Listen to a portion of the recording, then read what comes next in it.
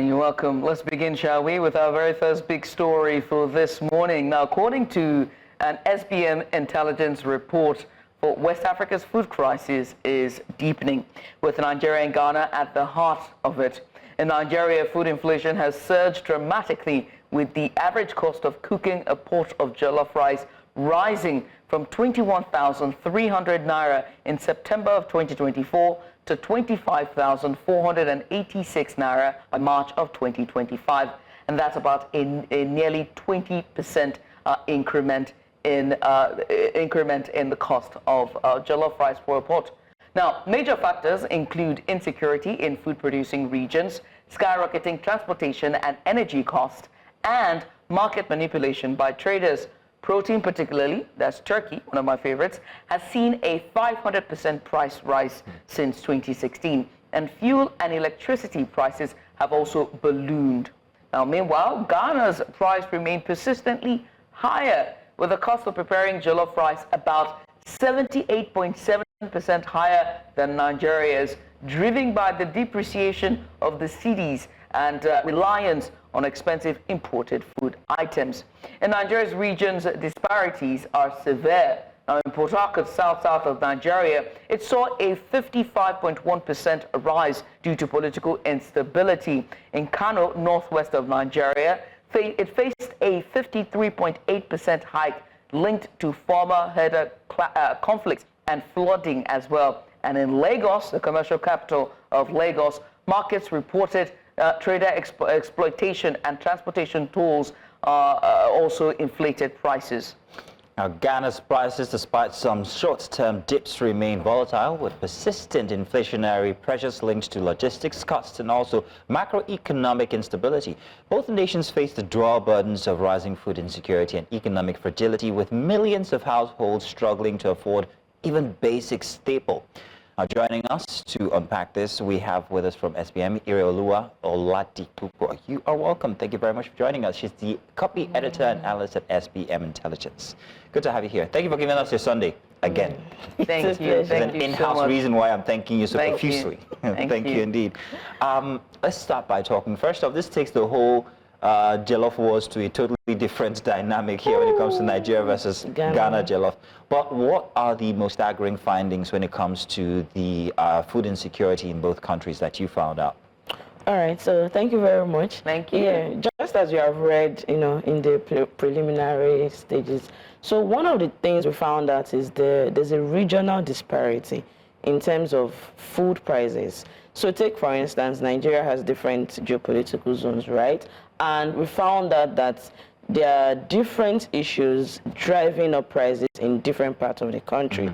And one of the staggering, rise that was recorded in this last quarter was in South, Port Harcourt, for instance. So typically, SBM polls 13 different markets in Nigeria, 2 major markets in Ghana, and one of those markets in Port Harcourt, we saw a 55% increase, which was really wild, and we saw that was linked to the political instability. There's been a recent... You want to define these increases for us. Now, increase in what? This 55% increase you talk about is increase in what? Are you talking about the ingredients that make up a singular part of jollof or what exactly? Yeah, exactly. So when you look at the Jollof Index, it's just a simple measure of food price inflation, taking specific key ingredients that makes up a pot of jollof rice. Especially that jollof is exactly. Very so talk about the peppers, tomatoes, onions, rice, groundnut oil, and especially protein. That protein one is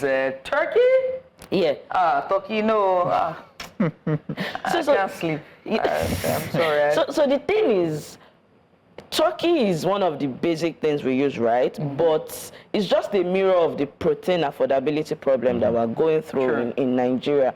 If you look at over the past, previous iterations of the Jollof Index, we found that protein cost has been rising dramatically. So even egg, as simple as egg, now a crate of egg goes for nothing less than almost 6,000 naira, depending on where you buy it from. So turkey is just a mirror of what protein is saying in the market today. So that's 500% increase since 2016. Exactly. So we understand what's driving our insecurity, our food insecurity here, which is insecurity itself.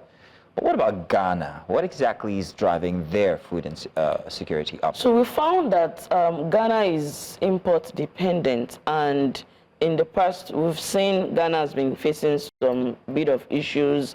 We have their IMF issues and all of that. So the cedi is gradually depreciating, and that depreciation impacts on the cost of especially rice. So because they are import reliant, the fact that their cedi is depreciating fast against the dollar, it's bumping up the price of import. So this is really affecting the price of rice. So that's why we see, and again we saw that there's a lot of logistical challenges, and so all of those come together to kick up the price in Ghana. You're talking about logistics, and I think we might as well just have that conversation because in your report we see that fuel cost and transportation costs and tolls as well contributed significantly to the inflation. Let's talk about that.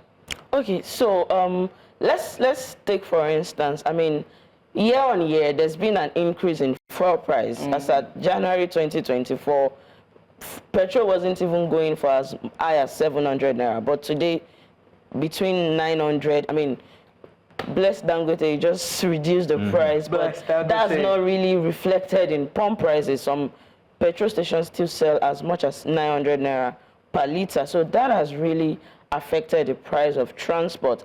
And one very interesting thing we found is it seems drivers are really approaching the wait and see. They're taking this wait and see caution. So even when there's an announcement that there's a reduction in fuel price, you are not really seeing that dovetail in the prices of buses and all that. So bus fares have been constant for I mean, if you use public transport, you would see that there's not really been that effect. So it's more like we're not certain what this is going to look like in the next few days. So let's just keep it. It's more like they're edging themselves against, uncertainty. So they're just approaching it with, let's just leave it the way it is. So that fuel price has really affected the cost of transport. And you would see that in the end, drivers they try to protect themselves. And let's bring it home. In Lagos, if you use public transport, you can tell that before you move from point A to point B, you would count. In fact, you will lose count of the number of local touts. We call them adberi rides. So that has collectors. Exactly. Word on the street is that those toll collectors are also having an effect on the prices of food, because people bringing in food, they know that, okay, once they get into Lagos, Lagos is no man land. This particular adberi doesn't care that you have paid another adberi. Back to the so they just want to take as much as they can from you.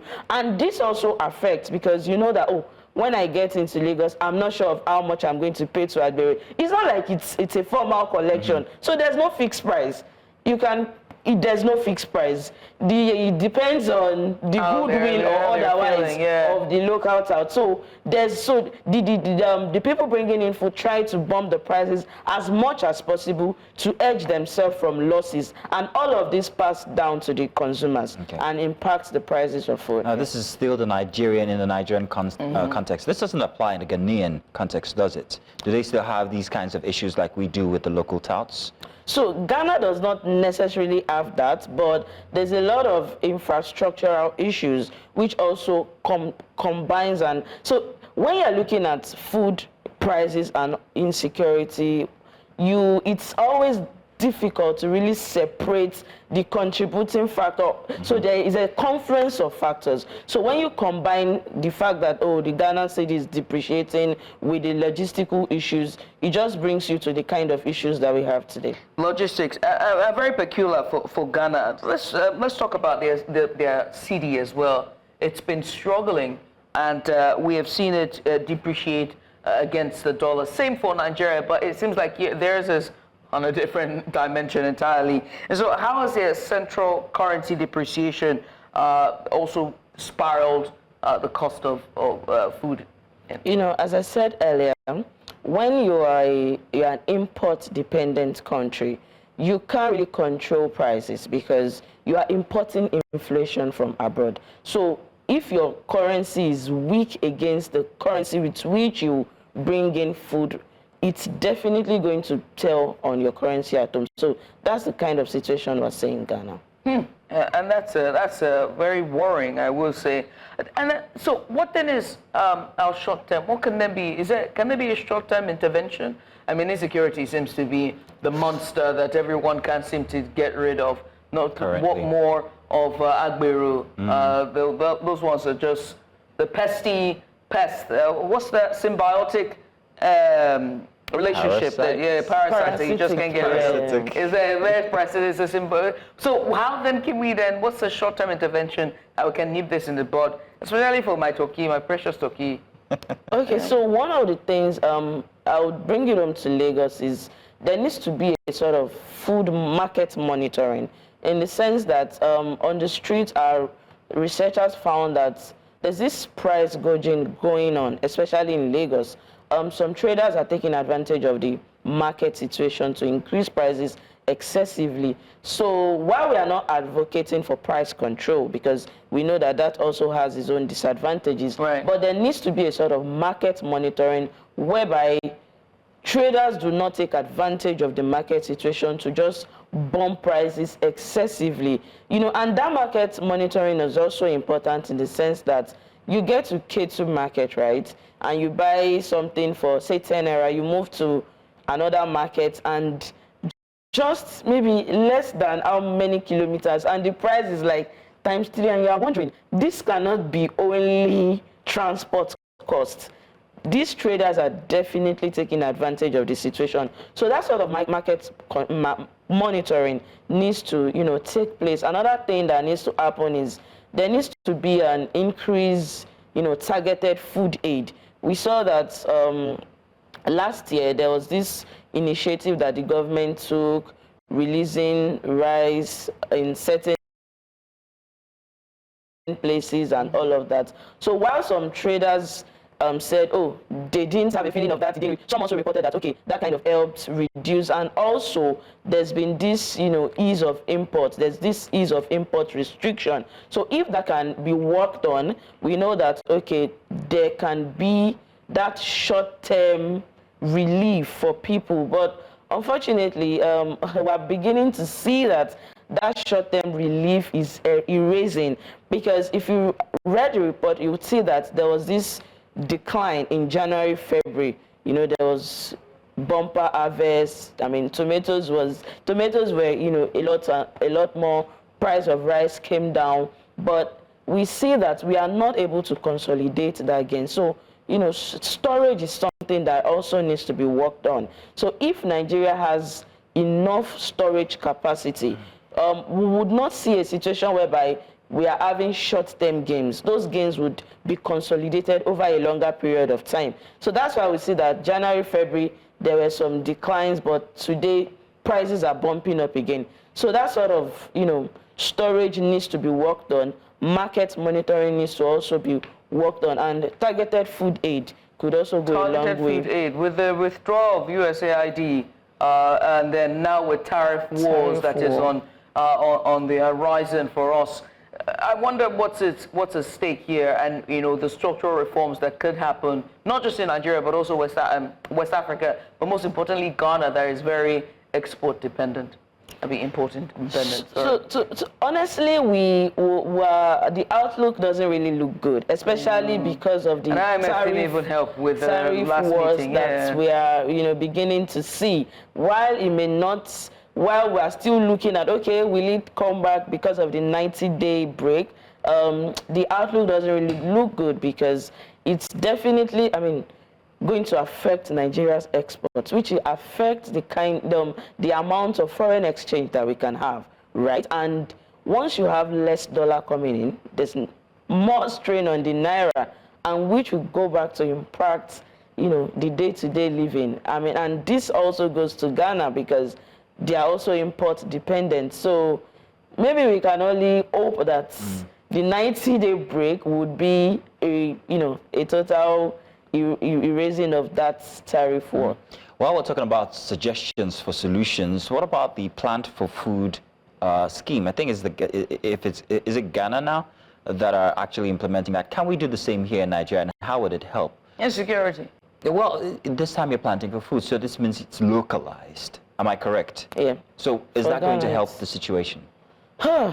Just as she has said, insecurity is a big factor because, I mean, Ghana has initiated its planting for food and jobs, right? But the effect has not really been seen because you know that it takes a bit of time between policy implementation and then before the result. So if that's going to happen in Nigeria, then state governments really need to sit tight and work on insecurity, because if you have a situation whereby food producing regions are under so much weight of insecurity, see what's going on in Plateau, see what's going on in Benue, the food basket of the country. So all those, the state government just needs to sit tight and work on this insecurity in their respective states. That's the only way where we can guarantee that, okay, that kind of support for planting can really work. Because